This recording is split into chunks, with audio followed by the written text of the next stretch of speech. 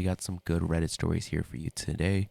And if you want me to read a Reddit story, make sure to submit it and tell me down below in the comments which Reddit story I should check out and which one I should read. Without further ado, let's get into the stories. Student teacher revenge. Kind of a long one, but the payoff is worth it.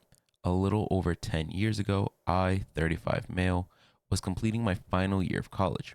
I was an art education major, and the last task was a semester of student teaching. I was placed with a cooperating teacher in an elementary school that covered pre K to fifth grade. For context, I have multiple members who were art teachers, and I pretty much grew up in and around the classroom. They took a lot of pride in teaching actual techniques and processes rather than the class becoming just an activity placeholder in the middle of the day. So that's what I was used to doing/seeing. When I arrived at my placement, my cooperating teacher, 60 plus female, was already annoyed by the fact that I was a male.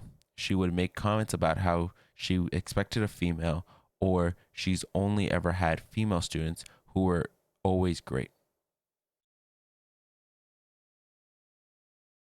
Whatever.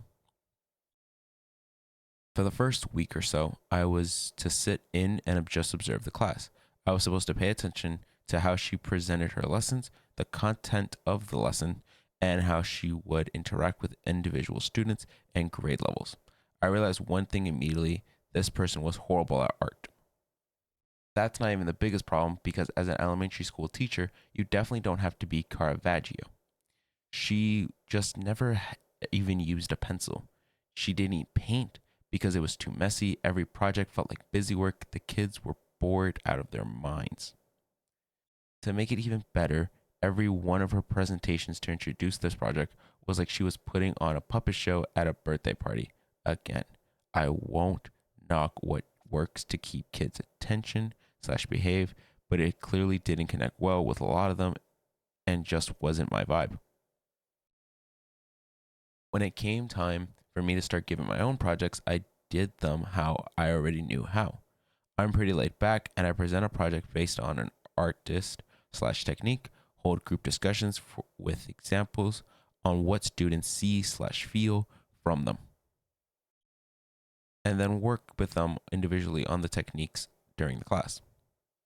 I didn't do the song and dance, and I mostly just talked to the kids like I would to anyone else. They were super respective, and I felt great about it. Then I got absolutely shredded during our free period. She told me everything I was doing was wrong and that I needed to be more buddy and exciting, and that all this was too hard for the students to handle. I asked how that was possible since almost all of them fell right into it with no problem. She just kept repeating herself and telling me I need to do things exactly like she does. This was going to be a long couple of months. This continued the entire time I was there to the point where she tried to contact my advisor and have me removed. It was truly insane, and the sad part was the kids were making some really interesting stuff and seemed to be enjoying it. I had even gotten a few more rowdy kids to get into the work and produce something they were really proud of. The end of this placement couldn't have come sooner. All of my classmates were super bummed to be leaving their students and co-op teachers, and honestly, I was questioning my degree altogether. I figured just 2 more weeks and I'm out. She would also have me input all of her computer work so that I could know what that's like, while she would use her prep period to leave school and do whatever. One day she left her calendar open and I saw that she had taken 2 personal days on my last 2 days of my placement. I couldn't believe how incredibly childish that was. At least I wouldn't have to do an awkward goodbye. She didn't say a word about it the entire time, right up until those days she'd leave and say, "See you tomorrow." And then I got an email that said she was sick and unfortunately would miss sending me off. Good riddance. I thoroughly enjoyed those last 2 days more than any of the last few months. The kids were awesome, and each class threw a mini party to send me off. The other teachers in the school were super cool about it, and a few of them even expressed apologies as to how tough it has been. But the best part about it was that I finally had my lunch and prep period to myself. I could listen to some music, eat in peace, and just appreciate some silence. Then it hit me. She has been in the same room for 20 plus years. Every single supply had its specific place.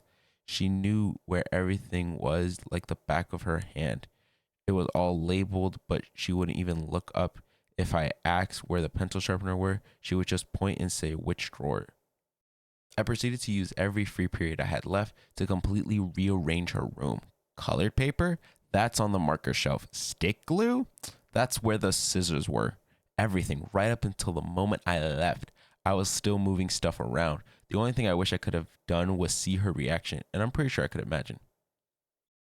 That morning, my advisor called me, telling me that my co op called first thing in the morning in absolute rage. She demanded that I was failed and not allowed to move on and get my certification. I had to hold back tears of laughter while my advisor listed off her complaints, and she asked me if I had indeed rearranged her entire room. She was aware of how unhinged this whole situation was, and I simply told her that all I did was clean up.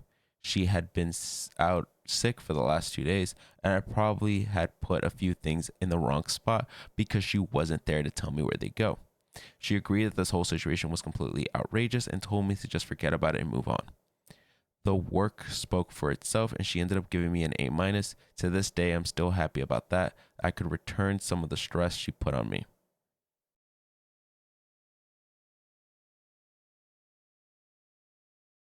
User got his due.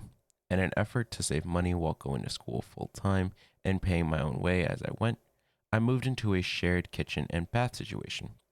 It worked really well. The landlord had someone clean the kitchen and baths 3 times a week. I was working 2 jobs, one full and one part time. This is important later. Eventually, they rented a room to a 17-year-old girl whose mom couldn't manage her but paid her rent, gave grocery money, etc. The girlfriend had a boyfriend in his mid to late 20s sponging off of her, and by extension, the rest of us. Parking his car in our parking lot, he used her hand tag so it wouldn't get towed. He made out with 2 other women in the house. You get the drift. They let dishes pile up in the sink and made it impossible to do hours without moving them. They once went on a trip and left dishes for a whole week. The cleaning person put the dirty, molding dishes in their room for them. The boyfriend would steal food when no one was around, but we couldn't prove it was him, even though everyone else has gone to class and it never happened before she moved in.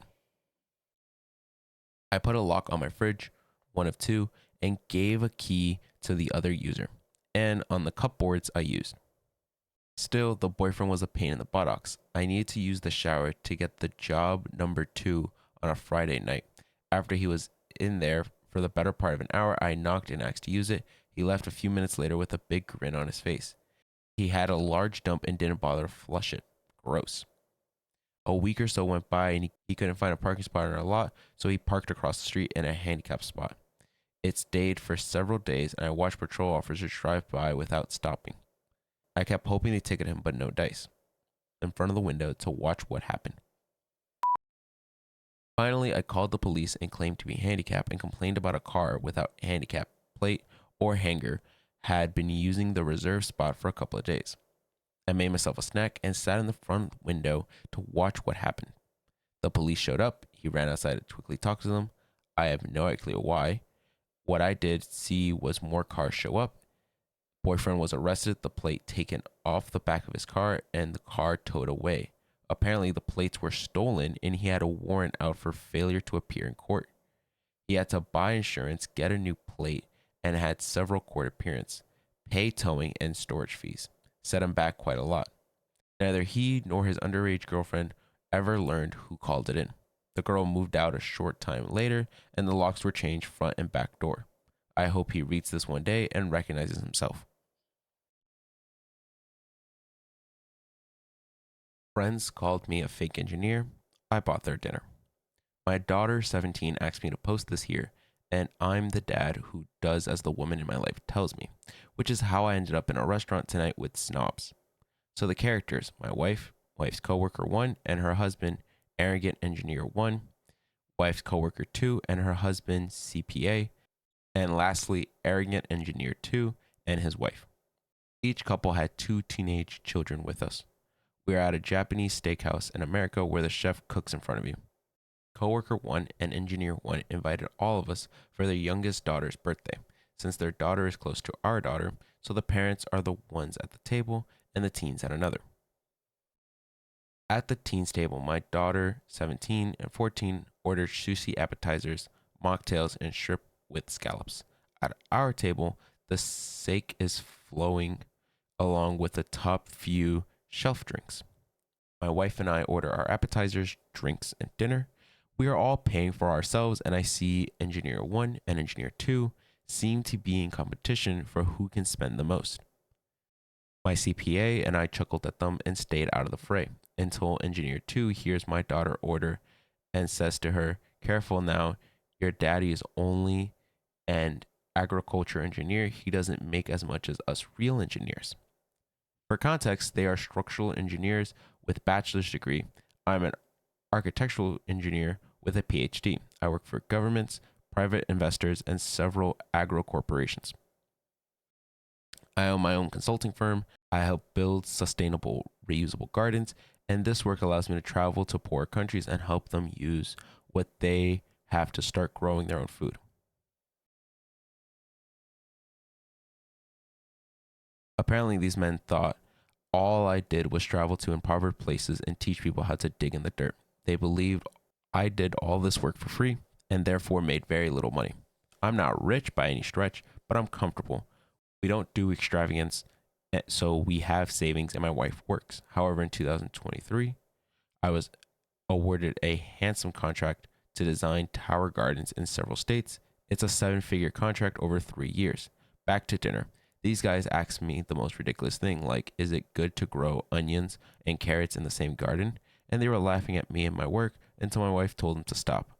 I chalked it up to drunken arrogance and didn't even bother to answer. My CPA was laughing so hard he almost fell out of his chair.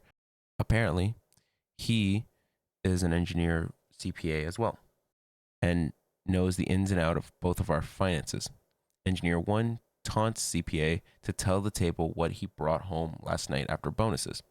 CPA pulled out the figures on the phone and tells us it's about 1/3 of what I brought home in 2023. The CPA says, "I have yours up here. You want me to share?" I declined and he nods. Cue another round of taunts and I go to the restaurant and find the waiter. I pay for the whole check and leave a generous tip on top of what they added for a big party. After our sober waiter thanked me in front of everyone for the tip and wished everyone a good night, engineer 1 and engineer 2 stared at me for a moment. I smile and nod and tell CPA to tell them my income last year, after which I simply said good night. Petty, obviously, gratifying, damn right. That's all the Reddit stories we have for you today. Tell me down below in the comments which one was your favorite. Was any of them out of line? Did anyone like do something that just, they shouldn't have? And if you want to see more, make sure to subscribe. My name is Gabe, and I hope you have a good sleep. Enjoy. Goodbye, my friends.